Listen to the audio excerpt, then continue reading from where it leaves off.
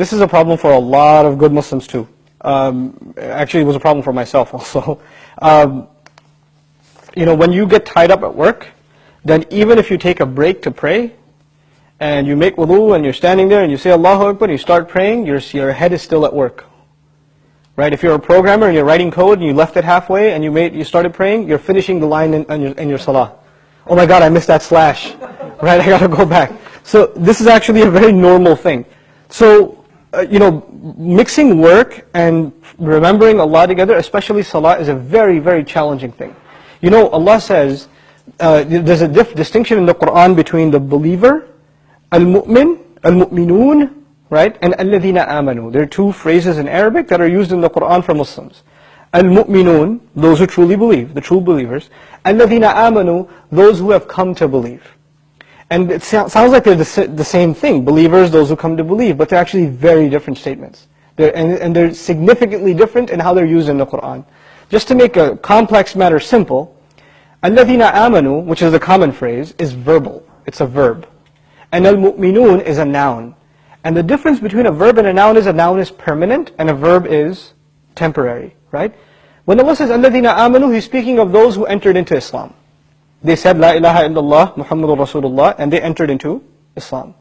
When He speaks about al-mu'minun, He's talking about a special breed of the Muslims who have firm conviction and they are actually the most mature, solid people of faith. Not every Muslim is like this. You have to earn that title. Now why am I bringing that up in a question about remembering Allah or having a relationship with Allah?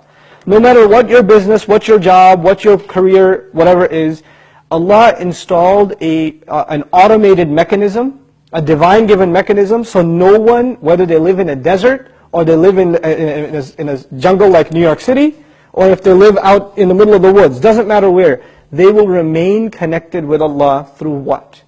Salah, the prayer. Now but you can't just pray and think you're connected to Allah. You have to have this special secret ingredient in your prayer that will keep you connected to Allah. If you don't have this ingredient, your prayer might become shallow and empty. At least you're doing it, but it's missing something. Now what is that secret ingredient? Allah says, قَدْ أَفْلَحَ الْمُؤْمِنُونَ, the true believers have come to succeed. الَّذِينَ هُمْ فِي صَلَاتِهِمْ, and then the secret ingredient, خَاشِعُونَ. The true believers have attained success, those who have khushu', awe, humility, being overpowered, concentration, all these things in one word, in their prayer. So basically what we're being asked to do is, as soon as I say Allahu Akbar, I have entered another dimension. Right? You've entered another dimension. That world doesn't exist for you. Your kids don't exist for you, your wife doesn't exist for you, your work doesn't exist for you. Nothing exists for you. It's just you and Allah. That's it. That's it. We have to enter that state when we enter into salah. Which is why it's recommended that you find a quiet place to pray. And actually my personal advice is before you start prayer, stand there for a couple of minutes and let everything out of your system. Just flush your brain. With all the thoughts that are running, just get them out.